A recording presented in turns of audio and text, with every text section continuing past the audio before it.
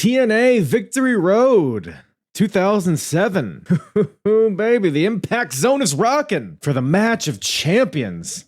Everybody, every title in the company on the line in one match. And you may be asking yourself, hardest part of the ring, wouldn't that make the rest of the card kind of lackluster? Well, yeah. But there is a lot of good stuff. There's a really fun Ultimate X match with some of the craziest spots I've ever seen in my life. The New Age Outlaws are here. The Bashams are here for whatever reason. Why are they still here? AJ Styles, Tomko, Abyss, Black Rain, everybody that you love to watch and listen to and tickle on the cheek. They're all here. You know who else is here? You. So come on in. Take a listen to the Apron Bump Podcast. The hardest, talk around and disregard it. Strip you off the ground, show you what hard is. Standing strong and proud, nothing can knock this. Let's get it started. Hola, amigos. Como estás, everybody? Como estás? Que tal? Que tal? So, I'm sorry.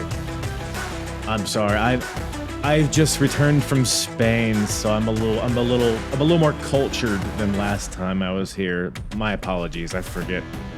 Not everybody speaks the language of Aldo Montoya.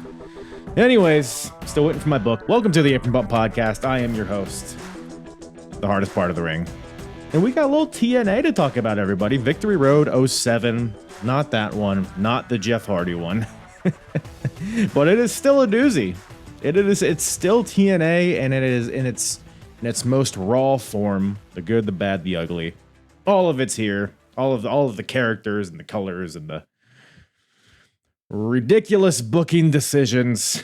They're all here. It's just this episode's brimming with it, man. I mean, I briefly mentioned it in the cold open, but we got this show is headlined by the match of champions.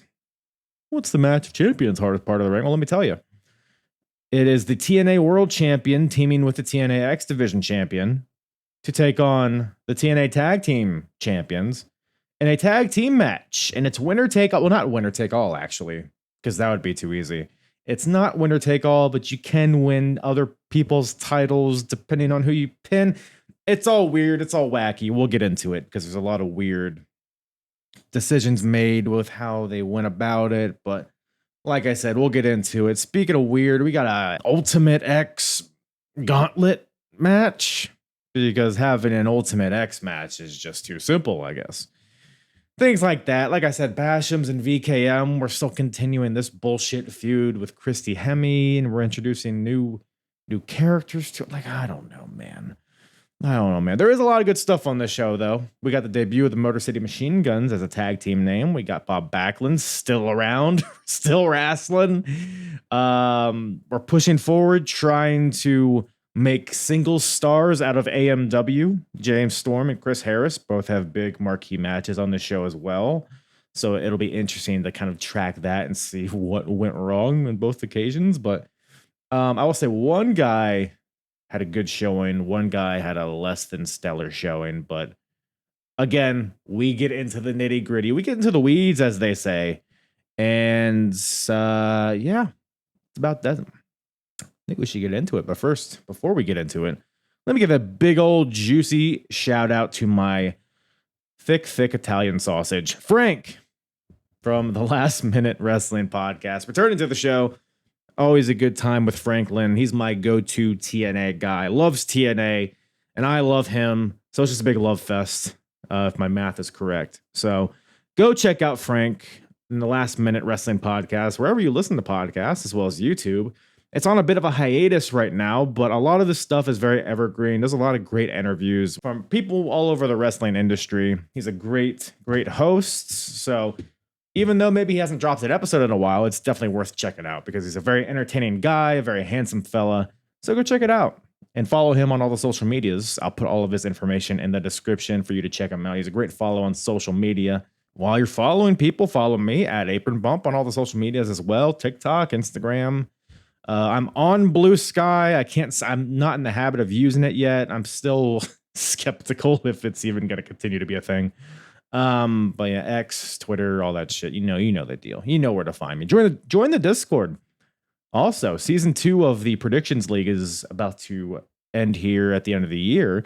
So you got an opportunity to hop on, and there's prizes abound for the winner. So you're gonna want to be a part of that. But also join the Discord if you want to talk current wrestling, retro wrestling, or just whatever tickles your pickle.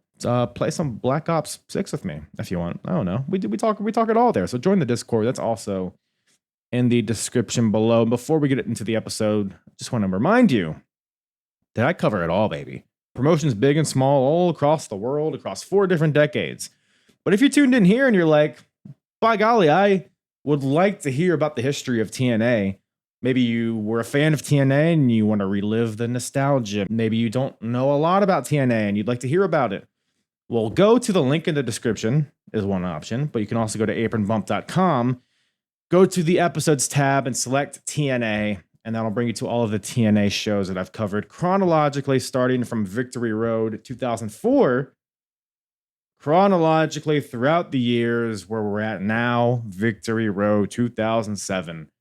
And it's been a ride. It's a wacky ride. TNA is always it's one of the wackiest timelines I cover. So binge away if you have not already. YouTube, wherever you listen to podcasts, subscribe, rate, review, ring the bell, jiggle my balls, do all that stuff. Hey, let's get into this episode, shall we? Let's quit dilly-dallying. TNA Victory Road 2007 with myself and Frank from the Last Minute Wrestling Podcast.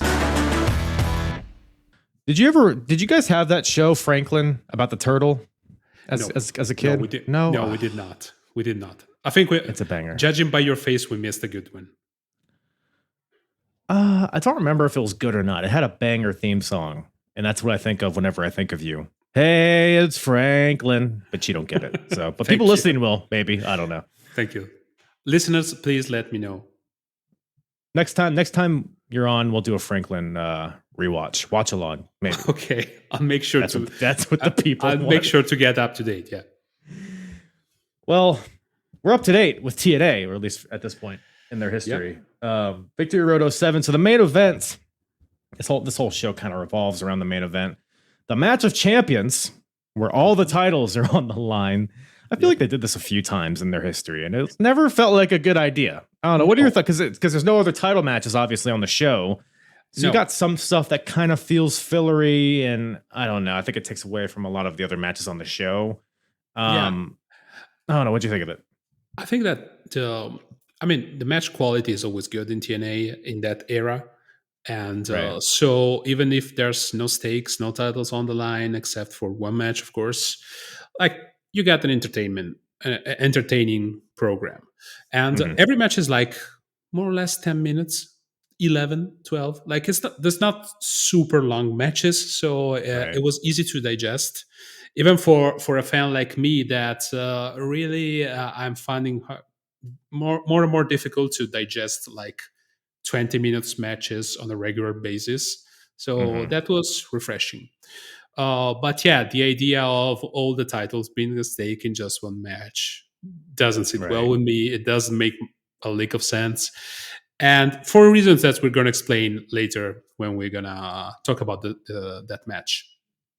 Yeah, we'll definitely dive in later in the show. But just when it was, because I was watching the Impacts leading up to the show, and when old Jim Cornette announced this match, he was like, "It's the match of champions," and he's going over it. It's like the tag team champions versus the X Division champion and the world champion. If this champion pins this champion, they get this belt, and then.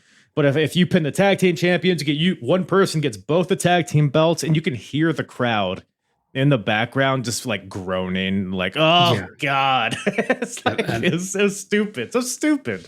And of all people, Jim Cornette is the one introducing such a bullshit match. Dude. Yeah, of all people, incredible. Him being the messenger for Russo's ideas is just damn it. Yeah, I mean, in hindsight, it's just comical, but we'll get there. Yeah, when at the beginning there's this package. And I don't remember if the one at the beginning or after the first match. Well, something like that.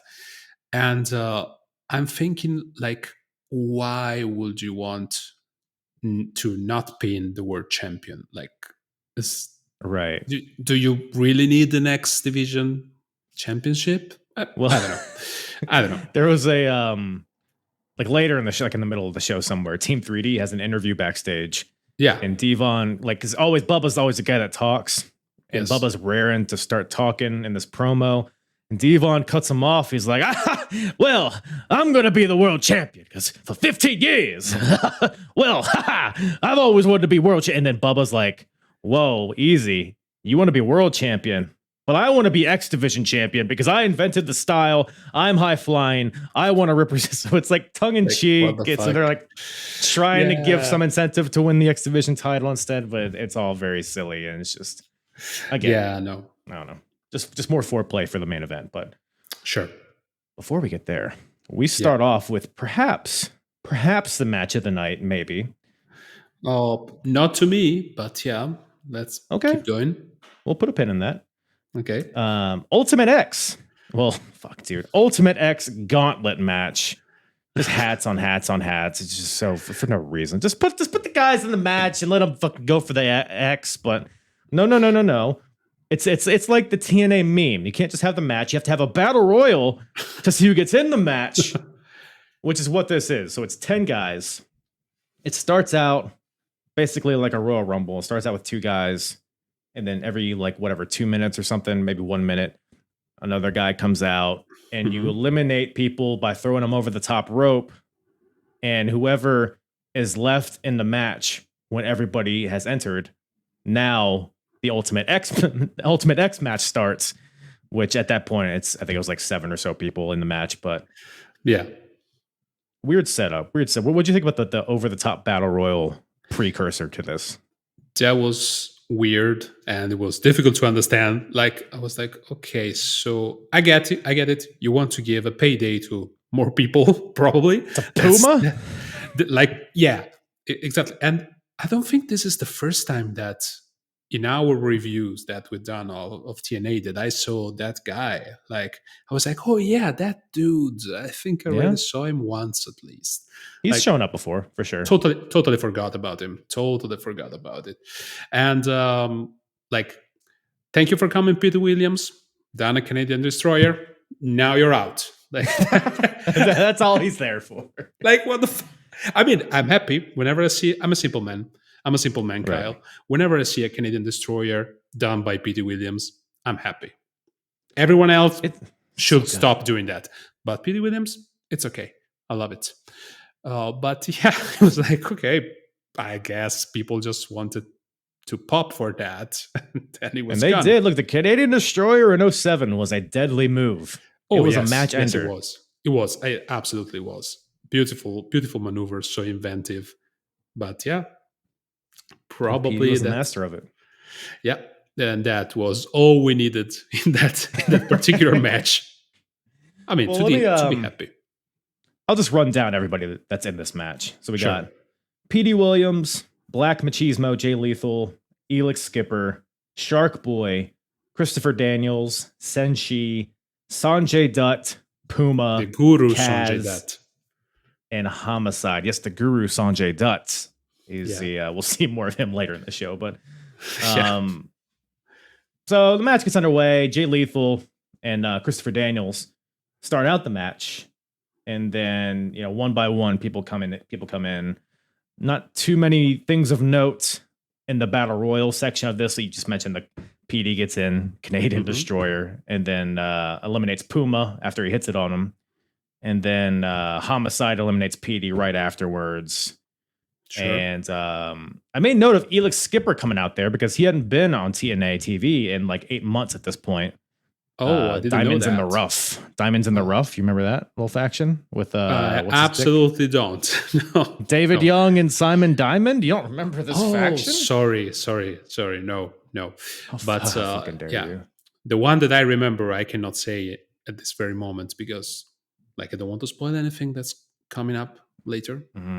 Yes. Well, I thought it was weird that Elix was randomly thrown into this, but it all made sense, like you said, at the end of this. Shark Boy gets in there. Elix eliminates Shark Boy, and then he eliminates Sanjay Dutt. So he's actually, doing some damage here. Yeah. Elix, even though he hasn't been around in a while. And then Senshi is the last guy to come out, and then the match starts. Any other things of note from the Battle Royal section of this, I guess? I like that Frankie Kazarian, is firmly in his Antonio Banderas phase at that point in time. Yeah. Nice. Yeah. Yeah, I've always liked the similarity.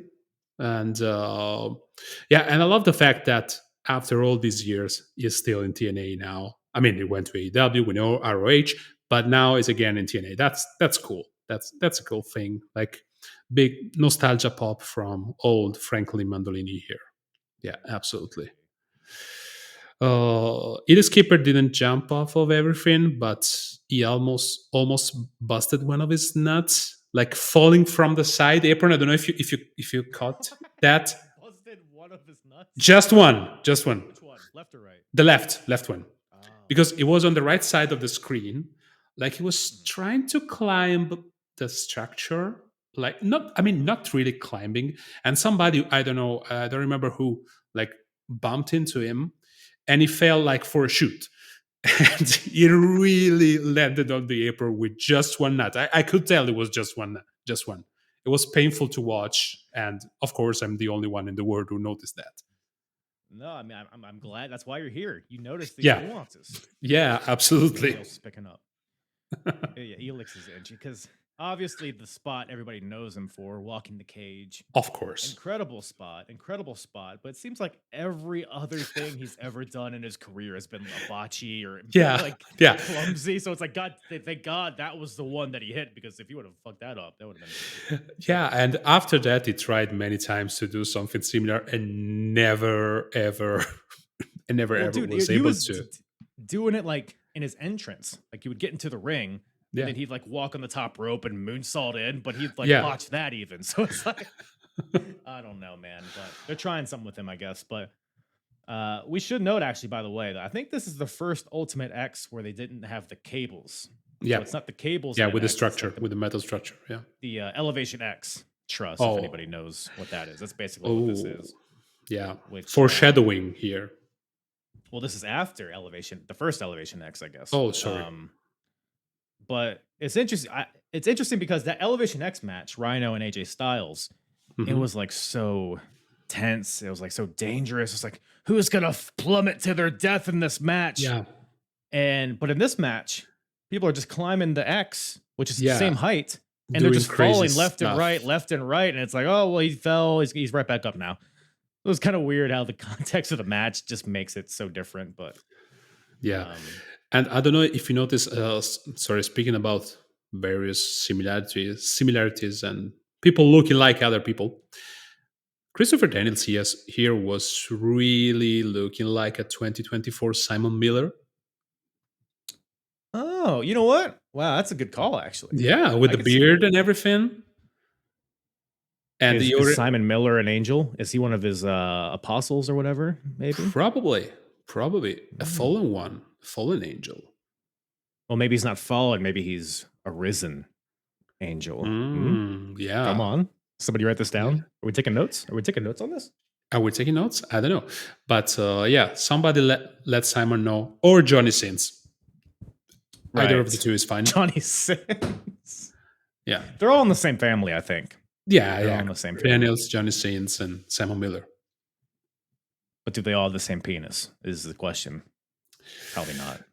I don't know. To be honest, again, we need to note that. Bartholomew, note that down. We got to research this later. But anyways, speaking of penises, everybody's climbing to the top of this truss, and they're monkey bars in their cross, trying to get the X. Which, by the way, this is for the number one contendership to the X Division title. So there is some stakes to this, I guess, even though there's no title. Yeah. People are falling left and right, getting pulled down from the truss. But then at some point, Daniels is climbing across. He has his feet hung up in the truss. So he's pulling his feet up so nobody can grab his feet, which sounds smart. But then Black Machismo climbs behind him, kicks him in the back. So now Daniels loses grip with his hands. So now Daniels is just hanging upside down, which is super dangerous, but geez. Yeah, damn it. And fucking Kaz off the top rope with a cutter onto Daniels from an upside down position as he's hanging down from the thing, catches him in the middle of the ring, hits him with a cutter. I mean, insane. Absolutely popped for that crazy diamond cutter. Like, incredible. Like, people, and justly so, they remember all the crazy RKOs from Randy Orton, and rightfully so. I like that. And no one mentions this spot because I forgot about this completely. I came out of my seat. Me too. That was like the spot of the night, like without a doubt. Yeah. I mean, top 5 cutters maybe of all time. Yeah. And nobody ever brings this up. So yeah. So we may have found somewhat of a hidden gem, my friend. I think so. That's what TNA gives you every single time, at least something. But yeah, Kaz to me was kind of like the standout of this match because he's coming off of that dead end faction with Raven, Serotonin. Serotonin. Oh, God. Yeah. What you just reminded me of. Yeah. Oh, God. And it was also that guy, the friend of Matt Hardy. I was like, Shanna Moore. Was he in Serotonin as well? Or if he was, it's not yet. I mean, he was in TNA at some point. It feels like he would fit in. So that makes sense to me. Yeah. But not I at this know. point. Maybe I'm making this up, but yeah, crazy. Yeah. Matt Bentley is in it as, what's his fucking name? Martyr. And, oh my God, Team Canada guy. Johnny Devine is in it as Havoc. Yeah. So Havoc and Martyr are still in Serotonin with Raven. Wow. And Kaz was the name that Raven gave him.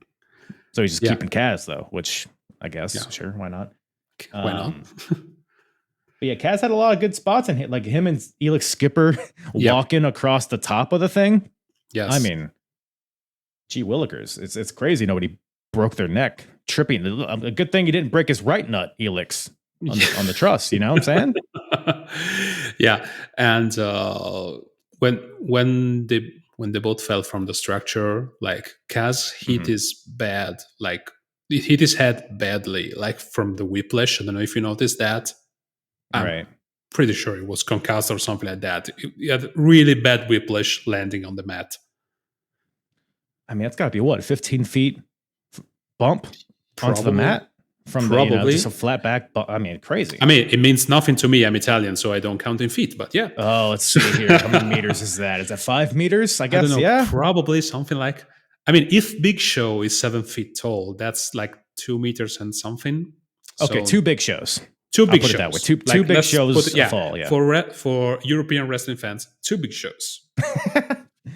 You see, we're international here. See, we gotta please everybody. That's what we do here. Absolutely. I don't know. Any other spots in this match catch your eye in particular? Nope. If you want to call what happened in the finish, I have something that I'm about to say about the aftermath of the finish.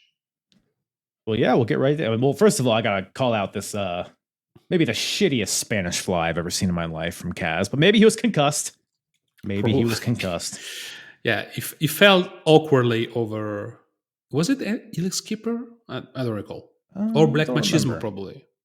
I don't know. It was like sideways instead of a backflip. But I don't know. He's concussed. Who cares? But the finish. So do you want to run down this finish if you remember how it went down? Like Christopher Daniels was sneakily reaching the X where everybody else was, I don't know, buying hot dogs. I don't know what they were doing, but like all of a sudden nobody cared about Christopher Daniels. And it was like, okay, let's get there. Like, or something like that. And he snatched the X. That was pretty uneventful.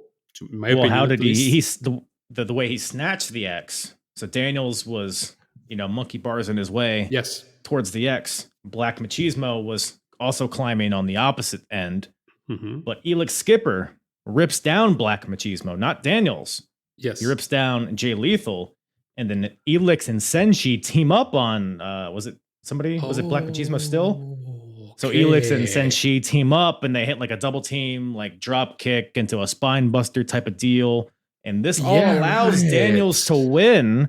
So Daniels comes down with the X. That makes so much sense. Yeah, I didn't connect the two things. Yes. Oh, yeah. So Elix and Senshi basically helped Daniels win the X, win the number one contendership.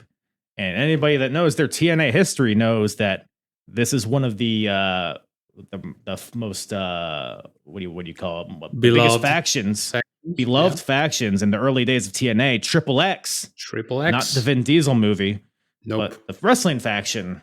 Yep, Elix, Daniels, and Senshi, who have apparently reunited here because all of them have an X in their name. That's why they went for Triple X. Right. Like Elix, right. Okay, we got one X. Senshi, Loki, Caval, none of his name. Well, maybe, yeah. You know what? I think I got it. I think he likes to trim his pube with an X. And also, Christopher Daniels, he kind of have an X mark on his face. Probably to sign to the Young Bucks the eye that they have to blow up like 15 years in the future. Oh, that's long-term storytelling right there. That's really long-term storytelling. But it was an X as well. So we got 3 X's. I didn't get the connection that's why they weren't buying hot dogs. They were helping Christopher Daniels to snatch. They were buying into Daniels' hot dog. AKA Johnny Sins, maybe that's where the Triple X is. We found it. I think we found it. They crossed their penises as a sign of reciprocate esteem. Okay, I missed that part. But I'll rewatch the tape and we'll get back to it. But no, the moment he landed, it was very weird. It gave me like a very weird interracial gay vibe. It was like it was there. Like I don't know if that was on purpose, but they shot his face between the 2 crotches of the other 2 guys, and he stood there forever. It was really weird. Maybe it's just me. I have a 12-year-old sense of humor, probably. Right. No, you're right. But was it? Why didn't he stand up a little bit earlier, or just have another shot? That was very weird. Like his face between 2 crotches. Like, so Triple X, man. I mean, we're not hating. Like, love is love, but right. Okay. Unless it's interracial, which none of that, right? Right, Frank? No. That's even more interesting. Yeah. So that's your kink. That's of course one of many. But they have another kink, which is we're gonna just take a little moment to talk about that. I have something that I need to take off of my chest, my friend Kyle. Oh, no. Which is, since, I'm Italian, right? Like, for shoot, not American Italian, like Italian from Italy. So that's a real accent, huh? Oh, damn. Yep, that's a real accent. Kingston situation? Nope. And do you know from which language Italian comes from? I don't think I do, no. Latin. So whenever you're talking about Latin as an ethnicity, I want to be referred to as an OG Latin. So that's like to circle back to your talk about interracial stuff. So now you're talking with an OG Latin. Okay. So are you a member of Latin American Exchange? Not yet, but not yet. OG Latin American Exchange, probably. Latin European Exchange, LEX. So it's Conan, Homicide, Hernandez, and Frank. That's what you're saying. Yeah, probably. I could see that. Yeah, I will fit in. Totally. I think so. Well, anyways. Okay. Anyway, let's go back to. Speaking of interracial, we got Team 3D backstage, and I guess we touched on this earlier. How building to the main event, but we're building a bit of tension between the teammates, the tag team champions. Yeah. Devon and Bubba. Devon wants to be the world champion. Bubba wants to be the X Division champion. And both will have that chance in the main event. Mm-hmm. But it seems like this is all not to, spoil the main events, but maybe this was premeditated mind games from the Dudleys. Do you think? Yeah, very subtle, very subtle. I Some thought maybe tension is boiling there. Oh, I'm tense. I'm boiling. Oh, you get it. You know what? When you're gonna watch the footage from the second camera that I have here underneath the table, you're gonna the Frank Mandolini ball cam. Yep, it's just for our Patreons. So right. So subscribe. Subscribe. Yeah. Also create the Patreon for me if you don't mind. Thanks. But that might have me boiled. But you know what has me boiled over? Yeah, it's the Basham brothers. Oh, I wasn't ready for that. Honestly, I wasn't ready for a lot of things that happened in this match. But the Basham brothers and what a terrible this name match took is. A lot out of me. Let me what the fucking name is? Damaja. What? Damaja. Damage. What? Like Basham and Damaja. It's like Damager, I guess, but cool. Maybe it's, I don't know, maybe it's shoot name. I don't want to insult anybody, but what? Like, let's see. This is is that Danny Basham? I don't know, one of the two. Basham brothers. Danny Basham. No, Danny Basham's Damage's name is Daniel Holly. Okay, so that makes no sense. Damage. It doesn't seem like there's any reason. No. So for the people listening to us, then they have no idea what we're talking about. The match here is Voodoo King Mafia. Remember that, which is BG James and Kip James, known for current wrestling product watcher as Daddy S. Is it Daddy S? Right? Okay, perfect. Correct. Roxy Laveau, whomever she may be. And they faced Basham and Damage, or whatever. Yeah, either way. With, for some reason, Christy Hemme and Lance Hoyt, who is now cosplaying as a vampire, apparently. Is that what he is? What the hell? Like, it looked like Tom Cruise on that bad vampire movie, which I don't recall the title of. Like, what have they done to my Hoytomania? Hoytomania is no longer running wild. Damn it. It's safe to say. Damn it. Damaja, huh? Damaja, yeah. Yeah. Yeah, a lot going on with this. And none of it's particularly good. No, the crowd started to chant boring at one point. Every iteration of these guys wrestling each other from every pay-per-view that I've seen has been awful. I don't know why it's still going on. Do you remember this feud at all, by the way, between the Voodoo King Mafia and Christy Hemme? I know. No. Well, let me tell you. Let me give you the cliff notes here. Yeah. So VKM, of course, they got together. It was like they were calling out Vince McMahon and DX. Yeah, and that fizzled out. VKM, Vince Kennedy McMahon. Right. Yeah. It's clever. It's very clever. Now explain to me what a keen is. Voodoo King yeah, I don't really know. I think it's just 3 words. It was just, okay, that sounds kind of cool. Let's throw that. Yeah. Voodoo, okay. Mafia, okay. But what's Keen? K-I-N. Kin. People in the comment section, let us know, please. Yeah, let me out. Call in if you know. But yeah, so Voodoo King Mafia. So that whole thing with the WWE fizzled. So now it's like, oh, what do we do? Well, Christy Hemme comes out for no reason.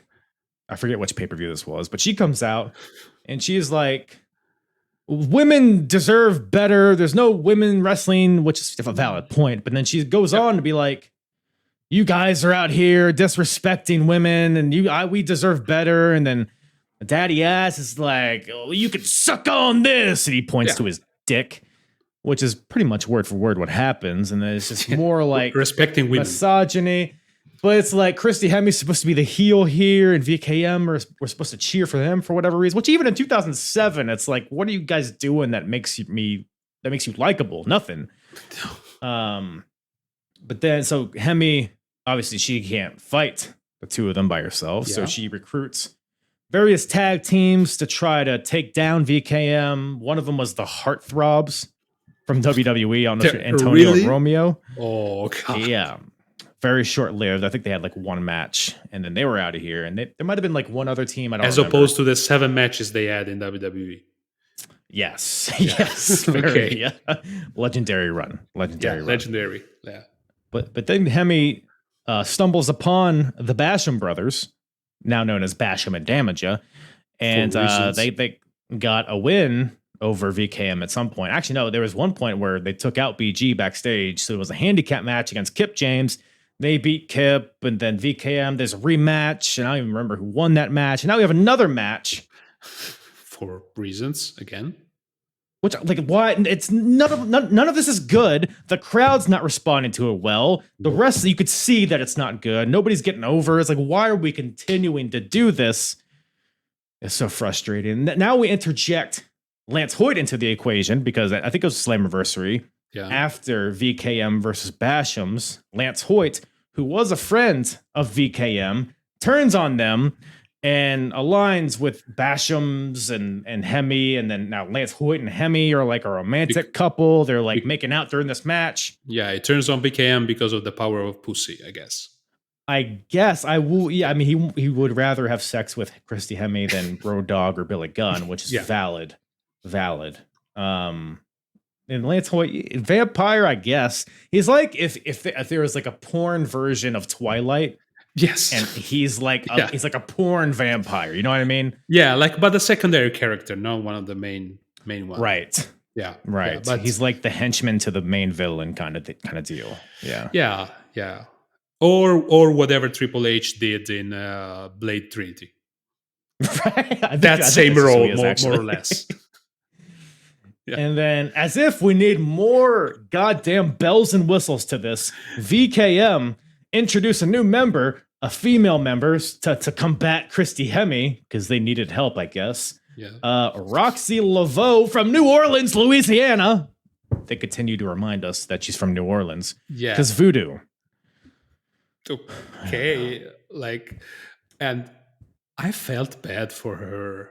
The voodoo queen? They even remarked, I know nothing about her, but they even remarked on commentary many times, oh, that's her debut in TNA. Like, can you imagine in 2024 if you debut a character that does whatever she did during the entrance? Gyrates.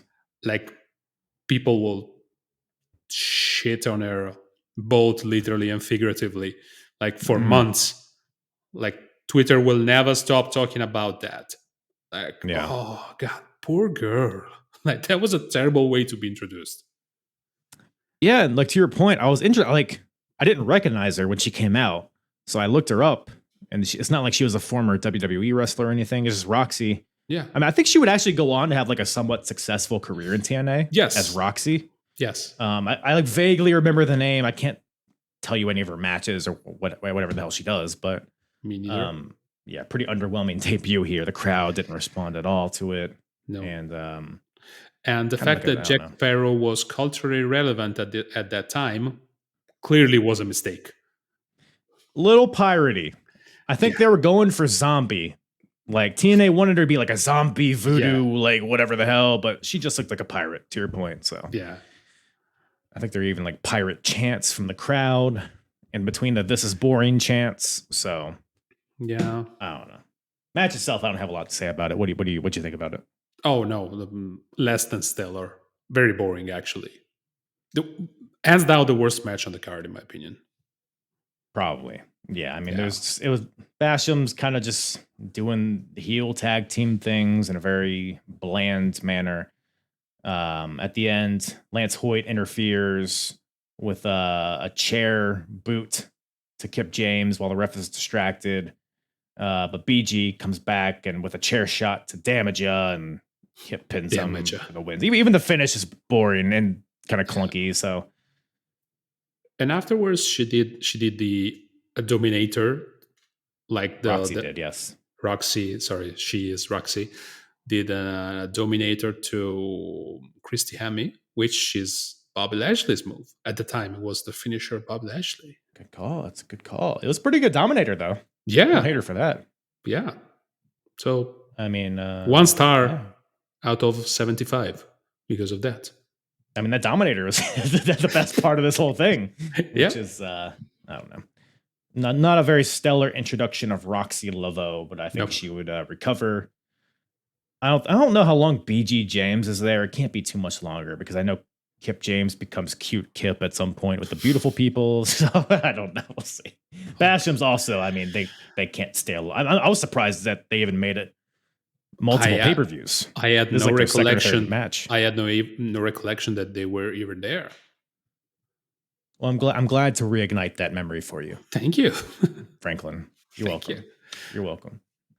But maybe my favorite aspect of the show was Kurt Angle. Oh, and all these backstage segments. So entertaining.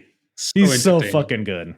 Yeah, he's so good. I mean, to catch people up, Kurt Angle, first ever TNA World Champion, won the match at Slammiversary the previous month to win the title. And also, I think the next week or 2 weeks after that, went to New Japan Pro Wrestling and made Brock Lesnar tap out to win the IWGP World Champion. So he is a double world champion at this point. He's carrying around both belts. Which, I don't know if you know, that's technically not being recognized as a title, the lineage of the IWGP Championship. Really? Because at that time Inoki was created the IGF, Inoki Genome Federation, but it did that with the IWGP title with Brock Lesnar. So technically that wasn't recognized as a world championship win. So it's basically there with a fake title. So was it not New Japan that he won it in? It was IGF. It was IGF. Yeah. If you watch, it was interesting. Yeah, it was the New Japan title, but on IGF. So the New Japan said, you know what? Fuck it. We do not recognize that.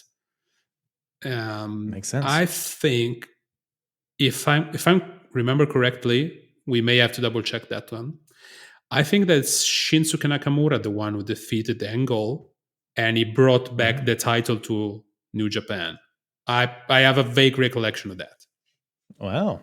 I like that. It's canon in my head, whether it's true or not. I'm not even going to research it. I like that. But yeah, Kurt's a double champion here, even though it's not recognized by Inoki or whatever. Yeah. And it's gone to his head, Franklin.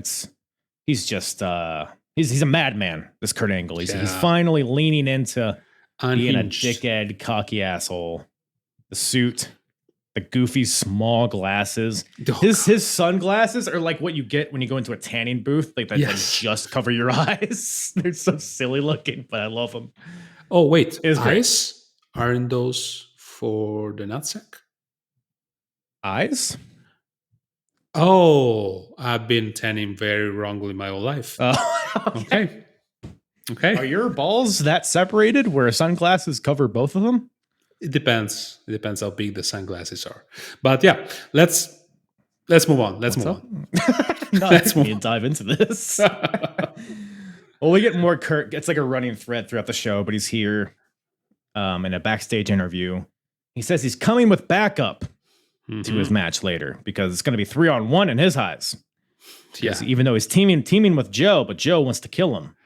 And the Dudleys are fighting him, so it's a 3-on-1 scenario. So Kurt Angle needs 2 guys to even the score, and he's going through, throughout the show trying to find people, and we'll see if he's successful. Who knows? And little foreshadowing here. That's the biggest gripe I have with this stipulation, but we're gonna talk about that later. Yeah, for sure. But before that, we got Rhino taking on James Storm. In a match, which is the backstory here. So James Storm, Rhino, they had a match on Impact. Or I don't even know if it was a match. They were in the ring. James Storm poured a bottle of beer onto Rhino's face, and Rhino went berserk. He started throwing chairs all over the arena, flipping the announce table, just tearing the whole building apart. Yeah. Everybody's like, "What? Why did this set off Rhino?" And then he has an interview the next week. He's like, my father was an alcoholic, and then I became an alcoholic. I lost my marriage. I lost my daughter to this. My life's ruined because of it." And then when Storm poured that beer on me, it just brought back all those memories. And then it's just, and James Storm was like, "God damn it, get over it." You know what I'm saying? Tennessee or whatever. No, what'd you make of this whole setup for this match? I guess. Honestly, I mean, I didn't like it, but for reasons that do not make sense in the context of this match. Like, Tell me. it reminded me a lot of the CM Punk Jericho feud in WWE, which was 5 years later, probably. So that's why it does not make sense. But seeing it with today's eyes, that's what that reminded me of a lot. So it was Very similar. I was like taken aback because of that. Yeah, it was.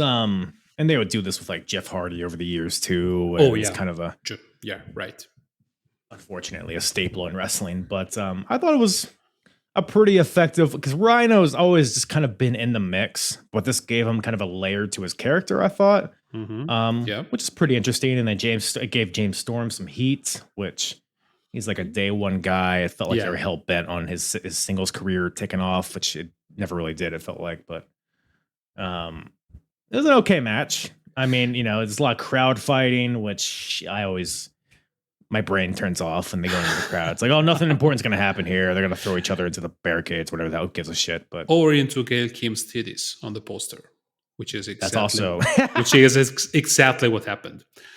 But no, I liked it. I liked it.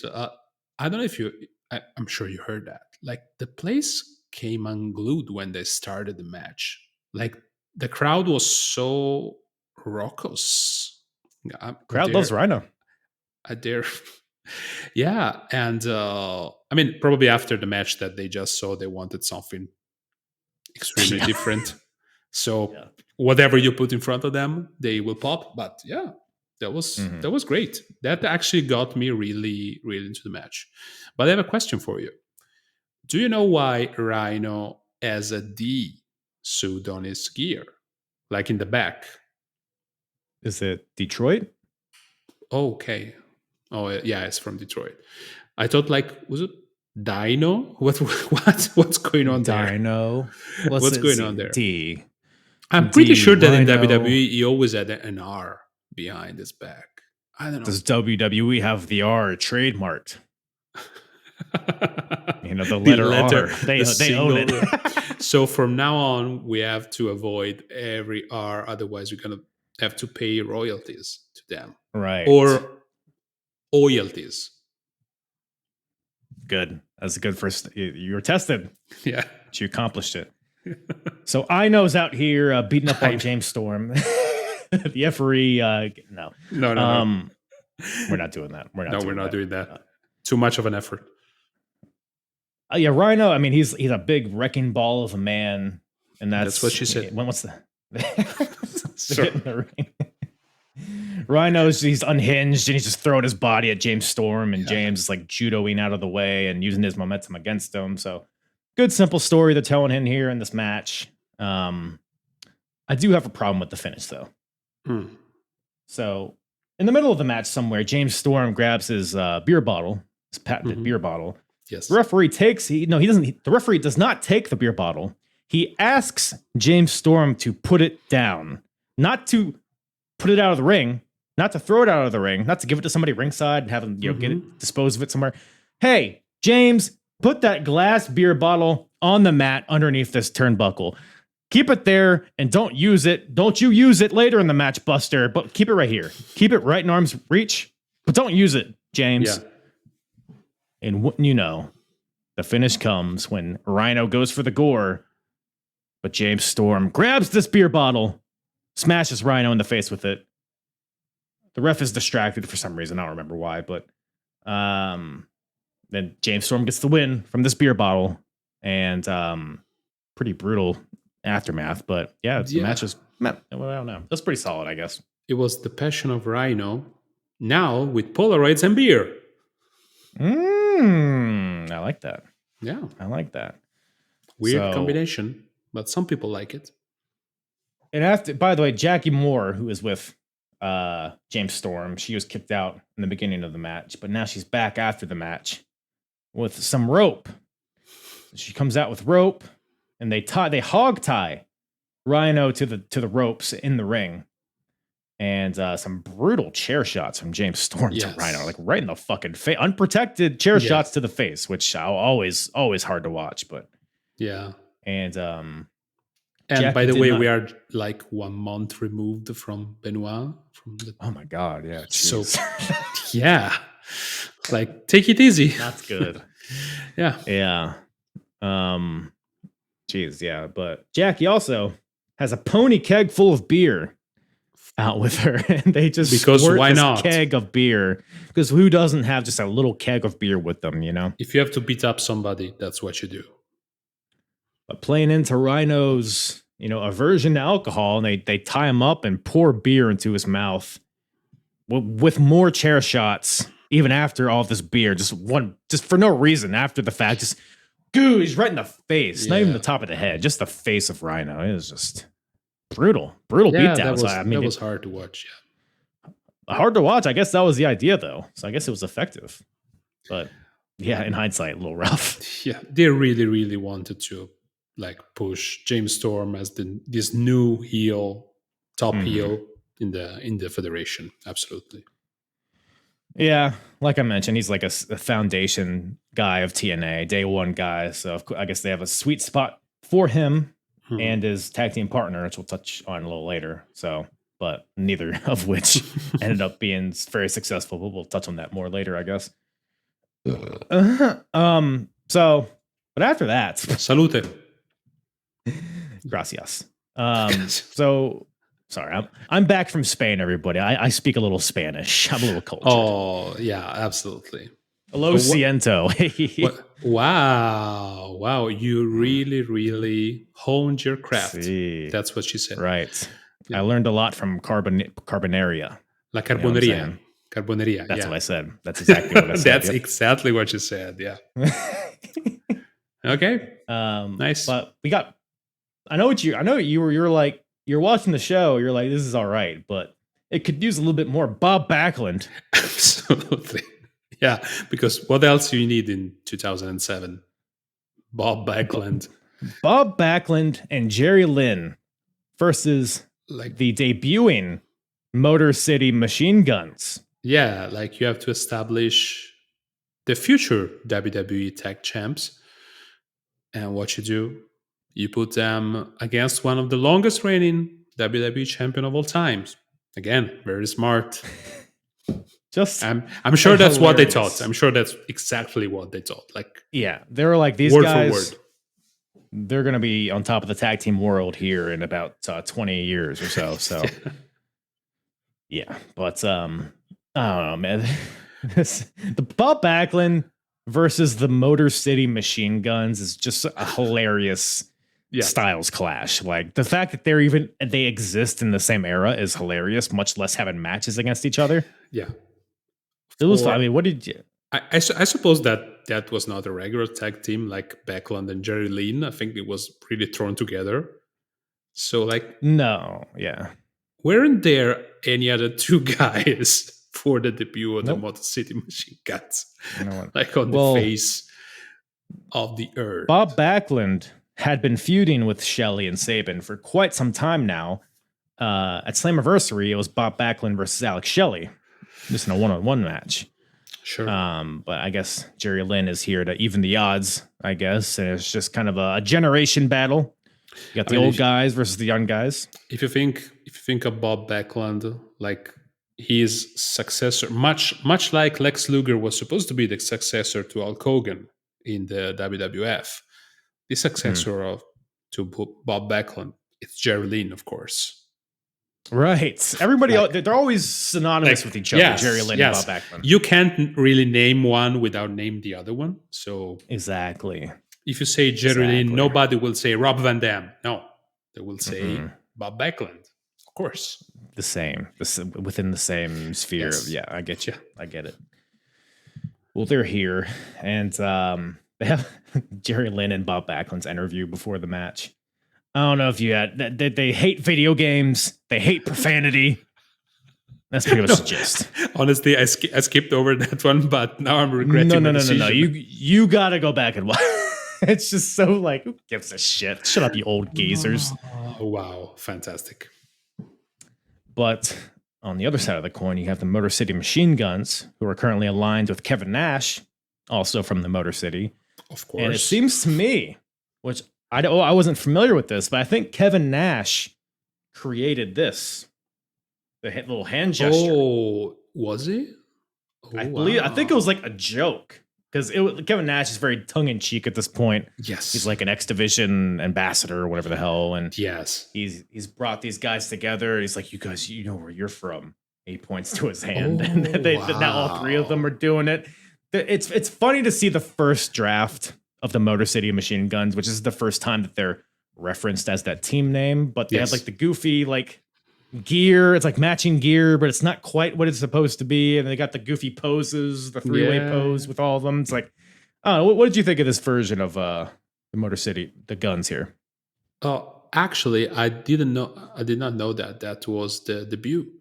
I remember at the time seeing their debut. So like my brain just did not connect the two things. Right. I guess that for TNA for that era, they were like light years ahead, and you could feel that, but no, they weren't like as polished as a tag team, Right, as they are now, of course, after almost 20 years.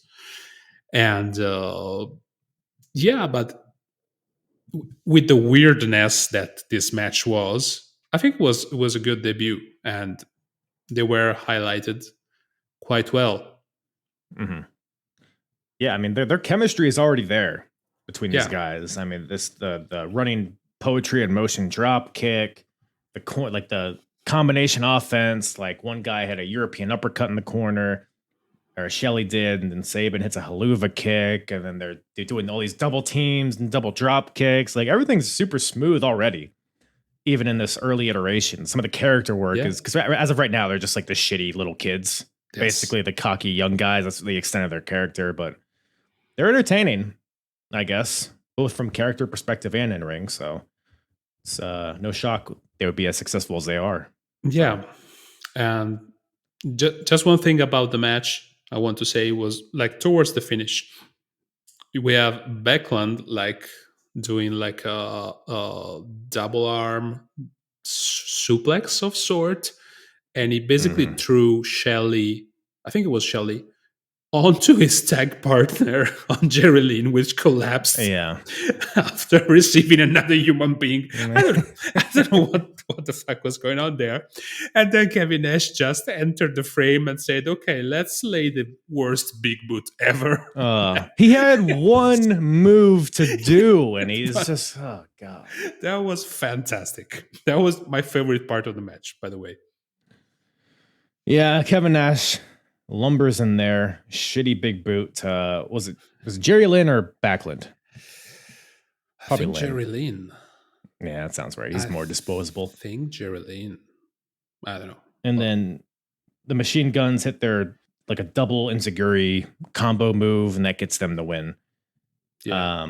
So honestly, it's very silly, this match, but it wasn't bad.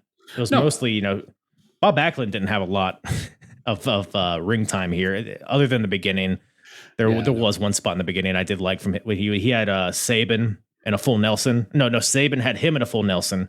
Okay. Bob Backlund reverses it into a full Nelson of his own, and Saban's doing all these like complex, contrived, high flying counters to get out of it. He's sliding, he's flipping out of it, but Bob Backlund just like throws him right back to this full Nelson. And it's just like the new school, old school thing was really highlighted well there. But yeah. Otherwise, it was a fine match with a goofy finish. But that's TNA for you, I guess. Yeah. But Kurt Angle's back. Yes, he's backstage. Yes, he is. Still looking for some backup for the match in the main event. And where do you look for backup? in the men's bathroom, which in I the think bathroom, we've yeah. talked about segments in the bathroom before I think we in did. TNA. I think we did, yeah. Sting's bat found in a stall or something, his jacket, Yeah, something along those yeah, lines. yeah.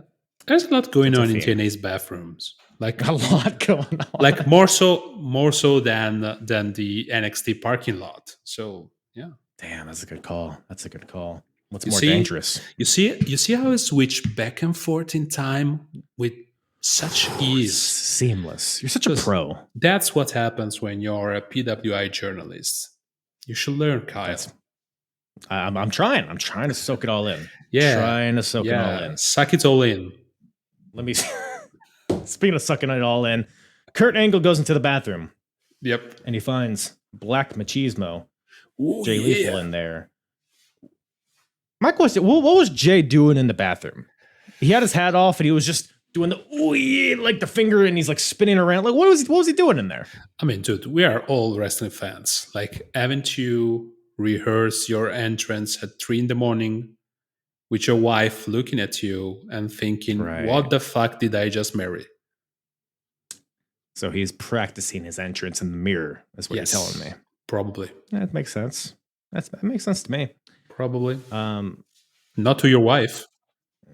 She won't understand. She's not going to understand. Nope. But Kurt Angle, he finds Jay Lethal in there, and he's like, "Hey, Jay, you want to be my backup in this match later on?" And Lethal's like, "Let me thinking, no." Oh fuck! I don't know how he does that. Yeah, me either. So he tells him no, and then Kurt's like, "Well, you know what, Jay? Hey, look, let me convince you. You want to be a world champion, Jay?" So Kurt takes both of his belts, puts them on Jay's shoulders. Kurt's like, "How's that feel?" Jay's like, "Well, feels pretty good." Then bam! Kurt Angle sucker punches him. I don't know why that tickled me so much. He's like, "Here's my belts. How's that feel?" Gah! Yeah. Just throws him all over the place. Throws Jay in the shower, turns the water on, throws him into the sink, throws him into a stall. And at some point, Kurt's glasses fall off. Oh, yeah. And he gets mad because of that. He says, and I quote, "Oh, my glasses fell off. Now I'm really mad." And he just keeps beating. So fucking funny, dude. Yeah. Highlight of the night. Oh, it's so good. Crazy jerk, good. Kurt. We are in the midst of Perk Angle here, and it is it's a sight to see. Sight to see. Yes. But what is not a sight to see is this next match. Really? We got Robert Roode and Miss Brooks taking on Eric Young and Gail Kim. Actually, this match actually wasn't that bad. It was just, I don't know. I didn't really care about anything going on here. But it was come on, dude. Sell me on it, Frank. Don't you have any love for the magic and extreme stupidity of pro wrestling? Because that's what it was. I loved it. Like, I've written in my notes here, and I quote, "Fantastic match, comma. So far, the best of the night." And I have other thing, like I hate to see Team Canada versus Team Canada violence. Right. Yeah, I'm a nostalgic. But yeah. I think all four of them are Canadian, though. I know Gail Kim is. Yes. Tracy Brooks, I feel like she might be. Probably. Damn. This is a Canada bukkake going on here. Yeah. That's like some people can call it a maple syrup bukkake. Is that the technical term? Yeah. Let me write that down. So I remember it later. You should search better keywords in the search bar of certain sites. Maple syrup bukkake. I'll be sure to bookmark that one. Yep. Appreciate it. No, what's fantastic match in my opinion. Like, and one of the few matches probably of the night that I don't recall any major communication issue between them except one. There's at one point Gail Kim and Ziguri's Miss Brooks, and she totally no-souls it, and then it's like, "Oh, what the fuck? What should I do?" And Gail Kim kinda goes there, like, she didn't give any headbutts, but the commentators say, "Oh, an headbutt." She probably just said, fall off. And she was like, okay, bam, and she fell. Yeah. Like so probably that's the only thing that I can pinpoint, but everything was so smooth. It was just what it needed to be. It's a fun little match. And yeah, it Well, much like I feel like every time I come here, I quote this match, which is the WrestleMania 36, the COVID WrestleMania, the match between Otis and Dolph Ziggler, which was hands down Right. match of the night, and I'm not kidding. It served its Sure. purpose to perfection. It was a simple match, silly, whatever, but exactly what needed to be done there. Here, you had to save EY's job or something like that, I think, and they did it. So, yay! And they did Yeah, it in a fun way. No, to your point, I mean, this match had a good energy to it. Like it was Yes. very fast paced, and like most of it was like a lot of like 4-way interactions between all these people, and Yeah. everything was like so weaved in like pretty smoothly, weirdly. But Gail Kim was probably my highlight of this match because you brought up the whole thing with Tracy, you know, the miscommunication. That's kind of Yes. like a good representation of where we are with women's wrestling at this point because we're almost Yeah. at the women's division in TNA, but we're not quite there yet. Yeah. Gail Kim so clearly wants to just wrestle, and she showed out in this match. I thought she looked really good. And she's so good. But she Yeah. doesn't have really dancing partners anymore. Maybe Roxy Laveau enters the fray. Who knows? Who knows? But yeah, not a bad match by any means, really. Is the story? It's just like because Eric Young fought for his job at Slammiversary against Robert Roode. He ended up winning that match, and this match I think it's just a grudge match. Eric has recruited Gail Kim to even the odds, and it's a fun, silly match, I guess is the best way to put it. You have, but we also, so the finish comes. Robert Roode and Tracy have a little miscommunication. I believe Roode hits like an elbow drop on the Miss Brooks, and then Eric Young drop kicks Bobby Roode out of the ring, and Gail Kim pins Brooks for the win as a result of Robert Roode and his elbow. But then after the match, Robert Roode blames Tracy for the loss, and he shoves her. Then Eric Young sees this. He doesn't care for this, so he gets back in the ring, and he pulls down Robert Roode's trunks, exposing his buttocks to the crowd. As you do. Embarrassing him on his way out. Yes, of course. So. As you do. Like, I'm sure you've been into a fair share of fights in your life, Kyle. You seem like a very fighty guy, and Thanks. And of course I've done the same. So that's what you do, basically. Brawling 101, pull down the pants and expose the butts. Both the butts, expose them. Both, expose them. Both people. Normally, both people. Here we just saw one butt, so I stand corrected.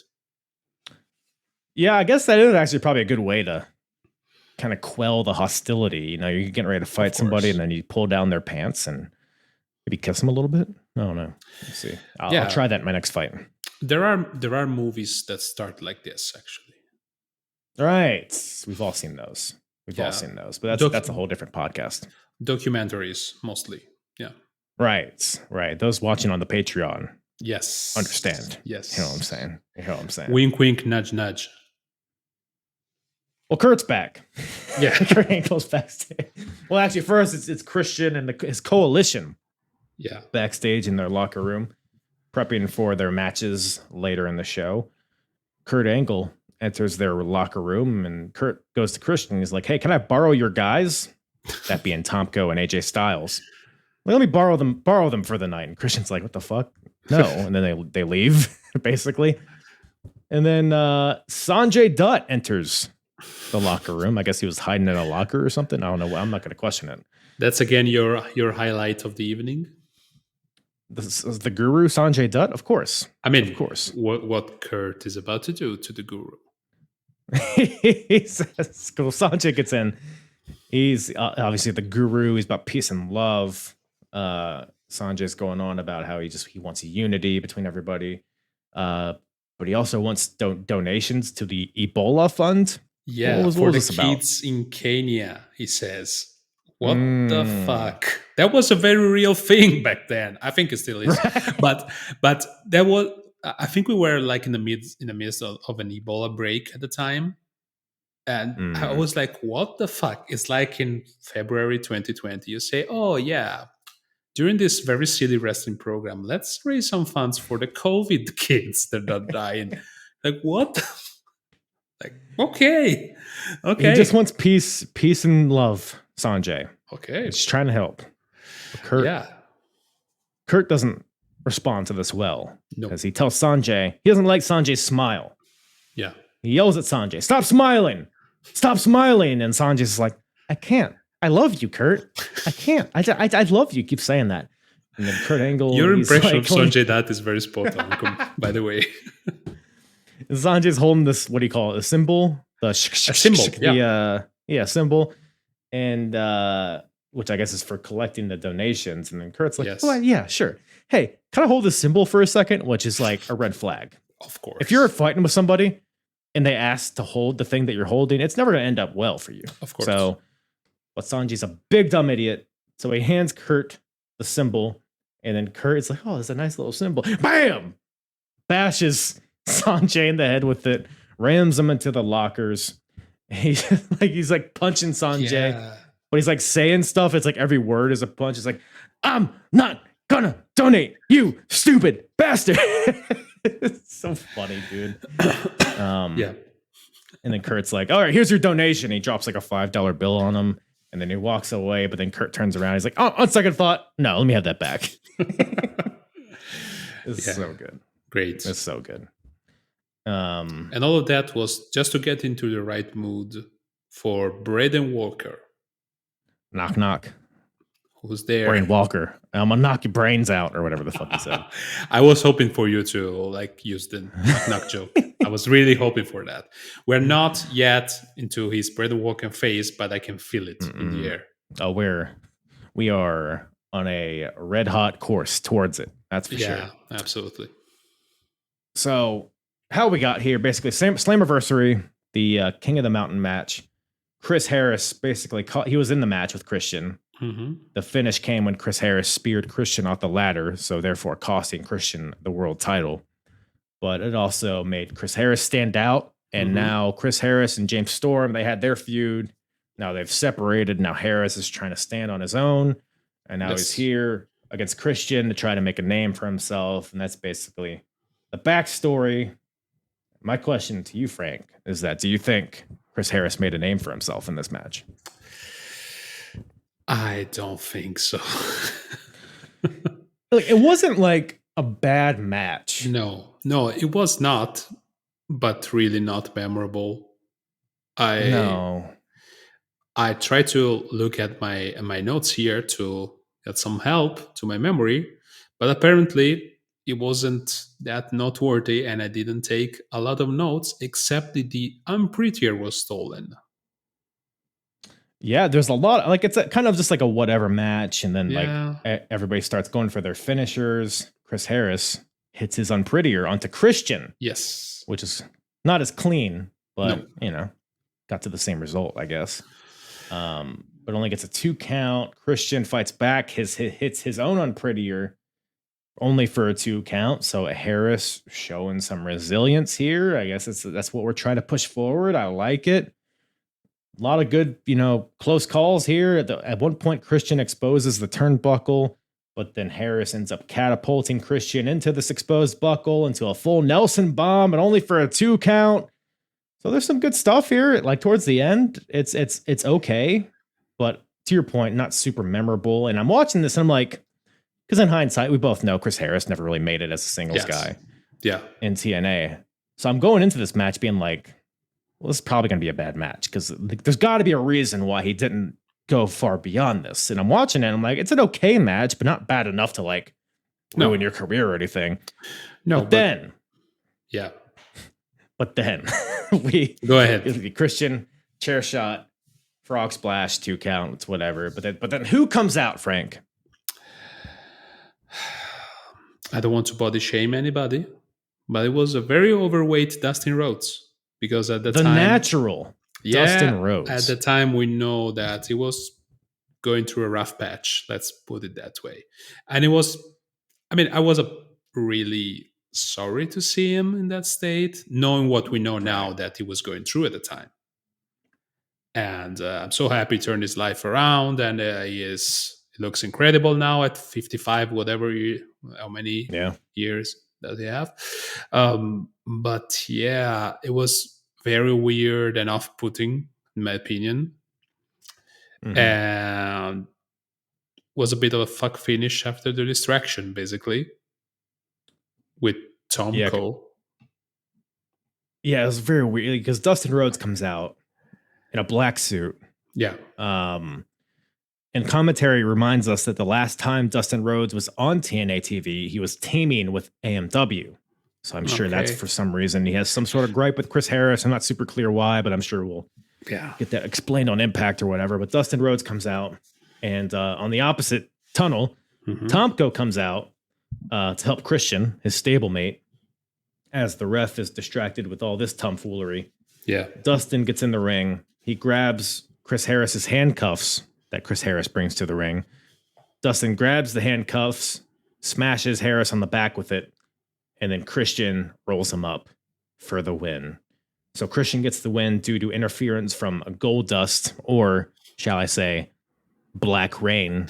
Black Rain. Yeah. No rats inside for the moment. Which, Black Rain, one of the best TNA theme songs of all time, first of all.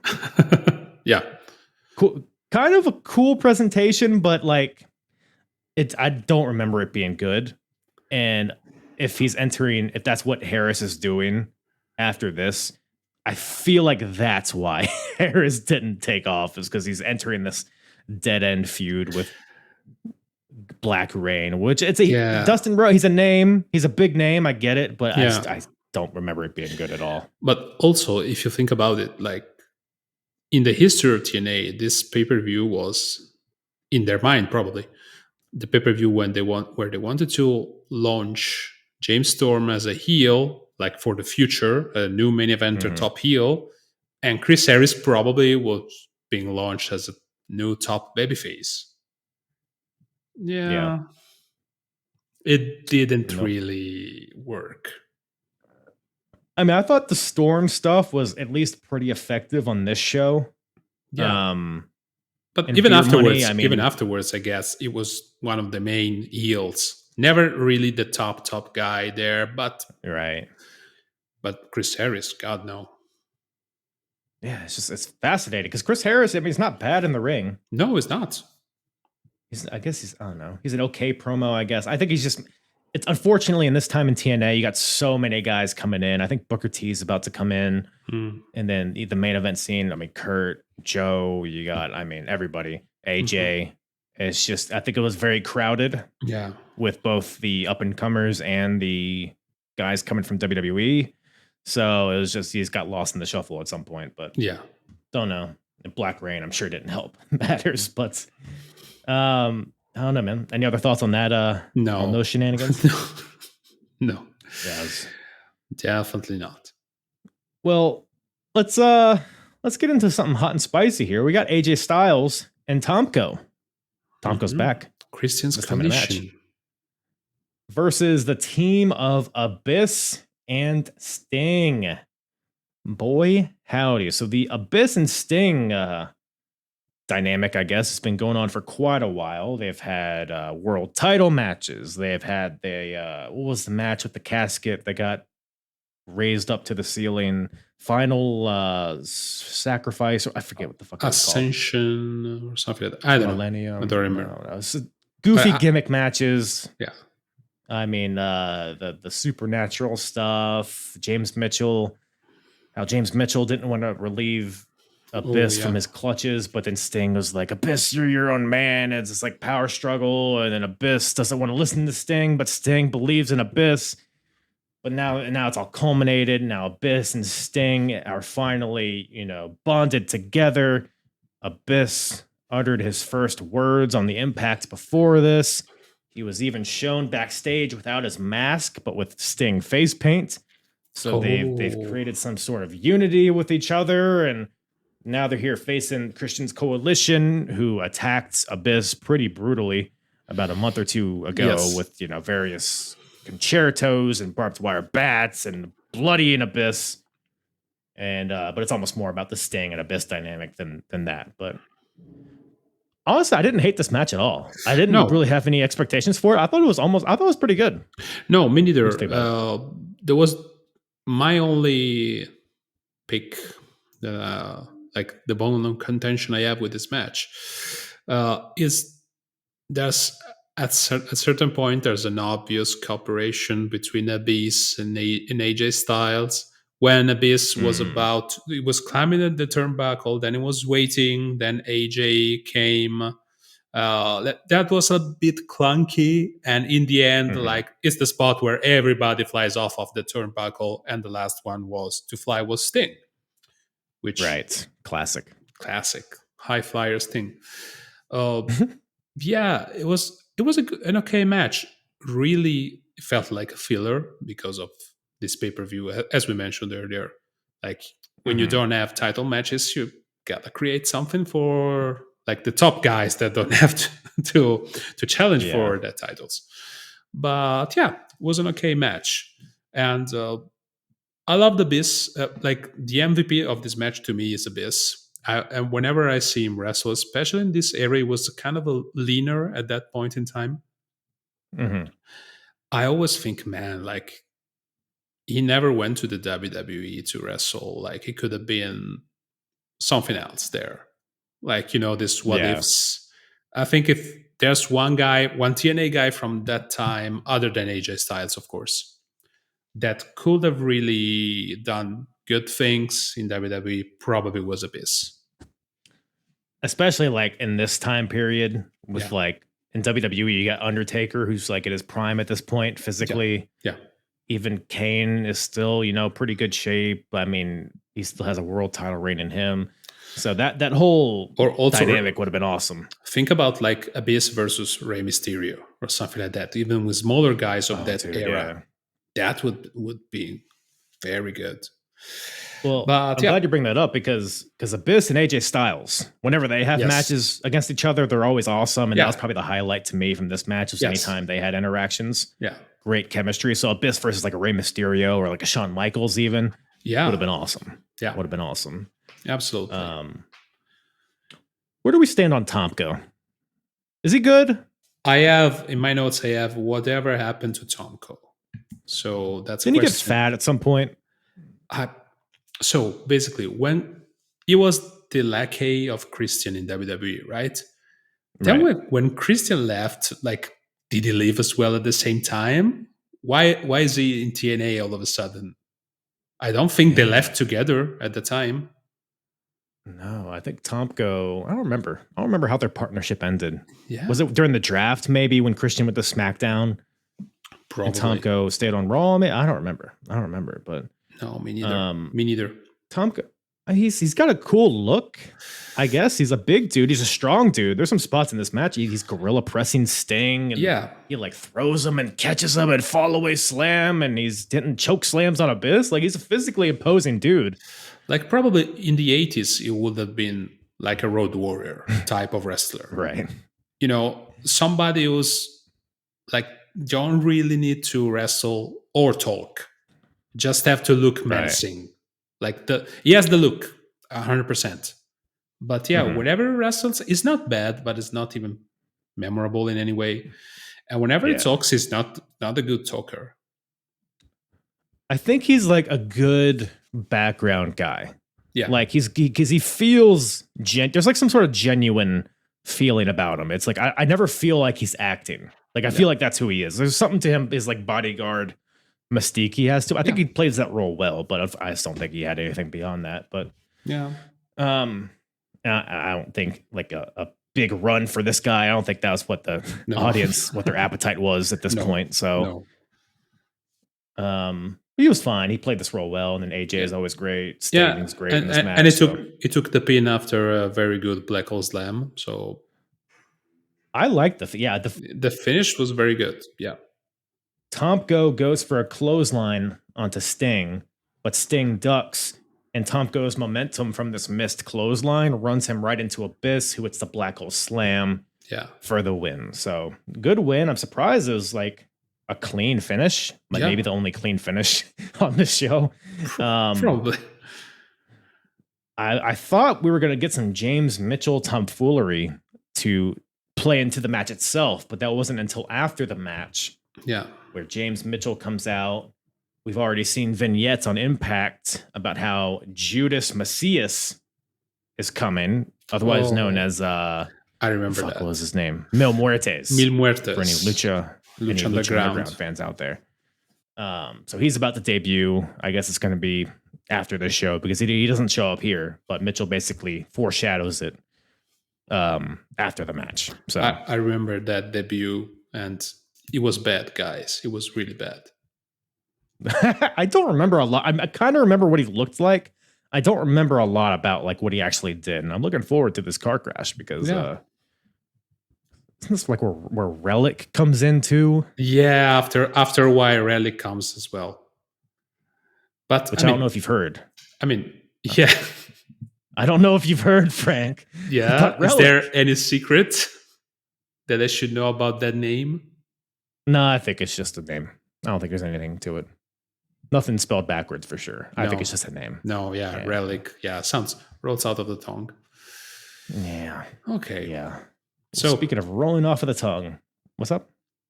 No, I was like, okay, after that, what's cooking for us? What's the main event of the evening? Oh, it's sizzling. Shit's cooking. Yeah. We have the match of champions. Yeah. Frank. It is the TNA World Champion teaming up with the TNA X Division Champion to take on the Tag Team Champions. So we got Kurt Angle, the World Champion, and Samoa Joe, the X Division Champion, taking on Team 3D, the Dudley Boys, who are the Tag Team Champions. Now, what are the rules, you may ask? Well, let me tell you. If either Kurt or Joe pins either one of the Dudleys, then that one guy who makes the pin or submission becomes the tag team champions. Yes. It's not if Kurt pins Devon, it's not Kurt and Joe are the tag team champions. No, it will just be Kurt is both the tag team champions. Yeah. And on the other side of the coin, if one of the Dudleys pin Kurt Angle, they become the world champion. If one of the Dudleys pins Samoa Joe, they become the X Division champion. And this goes back to when it was announced on Impact, and the crowd's like, oh, what the fuck? Oh, God. And finally, we're here. So that means absolutely nothing. So we spent the whole evening watching Kurt Angle beating people up because he needed backup, right? Oh yeah, you gotta give me backup from my own tag partner. I have to watch my back from my own tag partner. Everything from my own tag partner.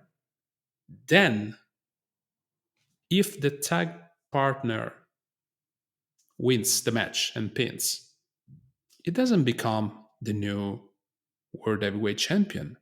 So why the fuck did Kurt Angle need a backup? He just needed not to be pinned. It just left. Yeah. It just walked out. Like, that makes no fucking sense. Like, if all the belts were on the line and the first one that pins whoever in that match wins all the belts, that would make sense. Right. Like, but so basically, if Kurt Angle is doing the pinning, he has nothing to fear. If somebody else pins Joe, he has nothing to fear. If Joe pins the Dudleys, he has nothing to fear. So what the fuck? Like, this the match odds are with him. This match makes no sense, and a good chunk of the show, for probably more than half an hour that we saw Kurt Angle beating people up, made absolutely no sense in the contest. But it was worth it. I don't care if it doesn't make sense. It was worth it. Yeah, it was fun, but made absolutely zero sense. Well, he wanted to have some insurance. Okay, he doesn't know because in this match, Joe and Kurt, they're kind of working together pretty well in the beginning. So it's like, but Kurt didn't know that. Maybe Joe would just kick the shit out of him in the beginning of the match. So who knows? Yeah, who knows? But yeah, so I do like it's there's so much silliness involved and the stakes and what's going on here. But I do love all the stories interwebbed in this. I love the Kurt and Joe rivalry. It's so good. It feels so genuine. It feels so heated. It feels legit. Joe and Kurt, you can feel the hatred between those two, especially from Joe, who's just a badass. He's a great speaker. He's great at getting across his emotions. And then Kurt and his new cocky character is entertaining. And then on the other side, you got the Dudleys, who have established some tension earlier in the show. So it's like, are they even going to get along? And that's kind of what it is in the beginning. Because going into this, everybody thought Joe and Kurt were going to be at odds and the Dudleys were going to be this well-oiled machine. But it's really the Dudleys who are miscommunicating and are like shoving each other and yelling at each other. Like, no, you're not going to pin him. I'm going to pin him kind of deal. While Joe and Kurt are working well together. So they kind of swerve the dynamic a little bit. But then they swerve the swerve because Devon and Bubba, because Devon hits a spine buster on the Kurt angle. Yep. He makes the pin. Bubba gets in, shoves Devon off. So Devon and Bubba come nose to nose. He's like, what the fuck, man? And Bubba like force tags himself in. Bubba hits like a Uranagi on the Kurt angle, goes for the pin. Devon shoves him off. They have a shoving match. Bubba shoves Devon down on his ass and slaps Devon on top of the head. Bubba walks out, starts walking up the ramp. Joe and Kurt think they have Devon dead to rights. But then Bubba gets back in while they're vulnerable. Low blows Samoa Joe. Devon and Bubba do their little high five thing, fist bump. They hug. It's like, it was all a ruse just to get in your heads. And then they take over. So smart. And it wasn't I like this match. It wasn't a really low blow. It was a punch to the nuts. Like I think that's a low blow. Like, no, when they do the low blow, usually you do that like with your forearm and you leave the arm there. Weenus to penis. Yeah, and that was just a punch, bam. And I was like, what the fuck? Like, effective though. Speed bag action. Yeah, well, yeah. Absolutely. But yeah, that's that turns the tides on 3D's side and then start working our way to the finish. I don't know, overall. What'd you think of this match, Franklin? No, it was a good match. And actually, my interest in the match kind of peaked after the swerve from the Dudleys. So yeah, I like that. I wasn't expecting that, honestly. I know I may sound gullible here, but I wasn't expecting that. I didn't either. That got me too. So I was like, okay, good. And by the way, I appreciate the cameraman. Probably the same like, probably there was a lot of sexual tension that night. And that cameraman, the same that did the shot of Christopher Angel's face between Chris Angel? Chris Angel, yeah. No, Christopher Angel mind freak face between the two crotches. He indulged a lot on Kurt Angle's cake. I don't know if you noticed that. I was like, what? I can't say that I did. Like, I never really noticed Kurt Angle's ass before, but now the cameraman is doing a lot of work there. So, is it a good ass? I can't say that I. Yeah, very good, very good. Almost as good as mine. So yeah, I can vouch for that. That's high praise coming from you. Yeah, of course. Then the match. So Team 3D, they get control. They're the tag team, so obviously they're working together and they have the advantage here. Match breaks down at some point, becomes a little bit back and forth. Joe and Kurt are taking turns doing various suplexes on each guy. They're like trying to compete with each other. So it's like working because they're in control, but they're really just trying to make the pins as fast as they can so their partner can't make the pin. So this all works for me. Kurt, by the way, hits maybe connects with his first moonsault ever onto Devon, which was always beautiful. Misses. Yeah. But he hits it here. And Devon was kind of misplaced. So he was risking to land on his face in an ugly way, but Angle was able not to smash Devon's face. So yeah, great. Dudley's they turn the tables. Hey, some may say. Devon, turn the tables. We got this. So they do the get the tables thing, but it's interrupted by double ankle locks from Joe and Kurt Each of them have an ankle lock on one of the Dudleys. So they're trying to compete to get their guy to tap out faster. So they're wrenching it and they're wrenching it. And then who interrupts this? Well, actually, first, Joe and Kurt, I think they get thrown into each other and Kurt knocks out Joe, but it's by accident. Dudley's hit the 3D on Kurt Angle. Yep. Devon goes for the pin. Devon Dudley's going to be the world champion, but Rick Steiner is here. He pulls the ref. I was about to pause here to create some drama, some tension for your listeners. I was about to say, who interfered? Braun Breaker's father. You would have really got them. Braun Breaker is probably 3 years old at this point. Something like that. If not 3, 8, like top. 2007. That's what? 17 How old years is Braun ago. Breaker now? He can't be that old. He's probably like 20. Something like that. I'm gonna guess 25. Let's see here, Braun. So if you're probably more right. So according to my old man maths, if you're 25 now, it means that in 2007 you probably haven't even been born, something like that. So he's 27. So it rhymes with 2007. That's a clue. So he's 10. He's 10 at this point. So he could have gotten in there. And he already had the beard. Okay. Probably. But no, we'll just have to settle for his dad. Rick Steiner is here. Rick Breaker pulls the ref. And Rick Steiner and Devon Dudley start brawling on the outside of the ring. But inside the ring, Bubba Dudley turns around. And who's there, Frank? Scott Steiner with a lead pipe. Comically big lead pipe from Scott Steiner, who I guess is recovered from his throat injury in Puerto Rico. Yeah. And so the Dudleys and the Steiners have unfinished business because they were supposed to have a match at Slammiversary, but Scott was injured, so they couldn't. But now we're going to do it. And what even happens at the finish here? Oh, I lost my... I don't remember. No, there is like multiple... I got it, yeah. Yeah, multiple angle slam attempts or something like that. So Angle goes for an angle slam onto Bubba, who just got hit with a lead pipe.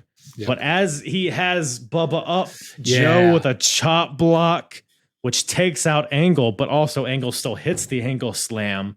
Joe pins Bubba for the win. Samoa Joe is your new tag team champions, while also still the X Division champions. He's a triple champion, Frank.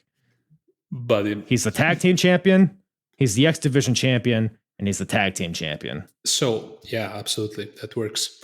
But honestly, if you were Samoa Joe, what was your motivation to do that? To be the tag team champions. Like, I want the big one. I'm already feuding with Kurt Angle. Why should I be the tag team champions? So that Kurt cannot be the tag team champions. So, I was pretty pissed after that. Because this is in the moment that I realized that he was not going to be a world champ. It wasn't for all the belts, because I didn't pay attention before during the explanation. That was the moment I was like, fuck this match. And fuck everything leading up to that did not make sense. So I think I could be wrong. This could be further down the line, but I think him and Kurt have like a winners take all match at some point. Yes. So we still got that on deck. We're just, working our way there slowly but surely.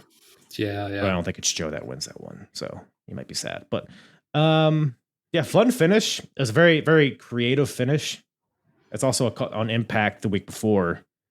Kurt did the same thing to Joe. Joe had somebody in a muscle buster, and Kurt hit the chop block. So Joe still hit the muscle buster, but then Kurt made the pin. So it was a callback to a previous match. Yes. But also a creative way to finish this match. So Joe is a triple champion. And you'll never hear me complain about Samoa Joe getting a win here. So I liked it. No, I liked it too. But the match was good. The show was good. But that stipulation, man, really, really bugged me.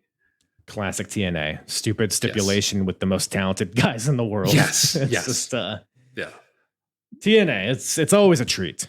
It's always a treat, and it's always a treat having you on, my friend. Appreciate you once again checking out some TNizzle, coming on, discussing it. Man, thank Where can you so everybody much. find your beautiful face, hear your beautiful voice, and taste your beautiful chest hair? So my beautiful face mostly can be found on LinkedIn lately. That's very sad to say. That's very sad to close on that very professional note. But my podcast, which used to be a Last Minute Wrestling podcast, has been on hiatus for quite some time right now.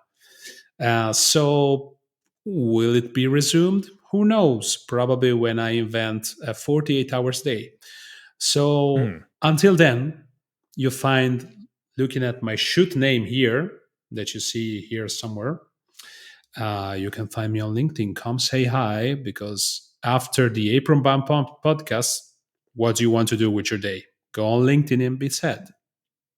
Yeah, I spend my days on LinkedIn just perusing myself. So yes, be sure to add you. I'll be sure to add you. I guess I never put somebody's LinkedIn profile in the description, but I guess I'll put that here. That'll be a first. I always want to take your virginities, multiple. Oh, you've already taken 3 of them, so I might as well add a 4th. Yeah, absolutely. It's just like this winner take all match we just talked about. Exactly. Took all of my. I want to be your virginity champions. Right.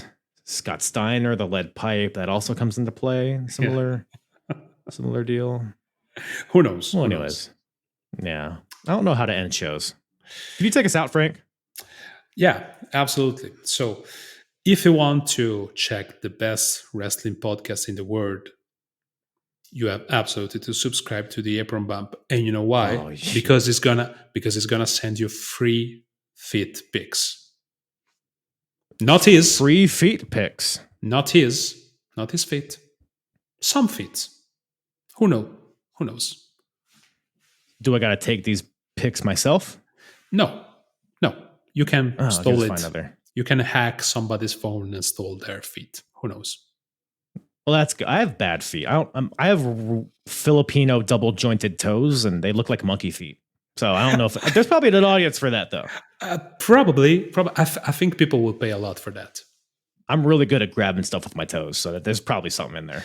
If there's something that I never want to see in my life, that's that. Yep. Ever? Do you mean always? See? Nope. No, man. Lots of kings here, not feet. And with that, we say goodbye to your audience. Good night. This is the Kiss of Frank.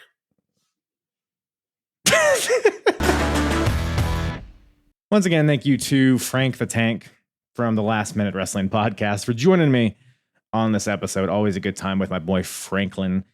Check out the Last Minute Wrestling Podcast wherever you listen to podcasts, as well as YouTube. Follow him on all the social medias. All of this will be in the description below. Follow me as well. Join the Discord. Check out my YouTube videos. There's YouTube videos on my YouTube that are not part of the podcast. So there's unique content there, as well as my TikTok, Instagram. Do all that stuff. I'm about done. I think we've done it all, huh? Appreciate you guys tuning in. Love you, love you, love you. Mwah. Have a happy, is there a holiday coming up? I'm bad at wishing people holidays. I guess, it's the last one before Christmas. Oh, shit. Next week, my bump day will be on Christmas. Or should I say Christmas will be on bump day? So, I don't know. Don't know if I'll drop an episode, actually. We'll see. We'll figure it out. Make sure you follow me on all the social medias to stay abreast of that. And with that, have a happy holidays. Have a happy whatever holiday you celebrate this time of year. Happy New Year. Happy Groundhog's Day. When is that? That soon? No, I think we passed it. Is that the summer? I don't know. Do we still do groundhogs? I feel like I haven't heard about Groundhog Day in a while. It used to be a big deal. Like, oh, the gopher or the groundhog, his shadow is below him, so now he's got to blow the president or whatever the rule is. Anyways, I don't know why I'm still talking. Let's just end the show, shall we? Appreciate you guys. Love you. Mwah. I'm hard. Yeah. the hardest. Talk around and disregard it. Strip you off the ground, show you what heart is. Standing strong and proud, nothing can knock it. Let's get it started. It's the hardest. Talk around and disregard it. Strip you off the ground, show you what heart is. Standing strong and proud, nothing can knock it.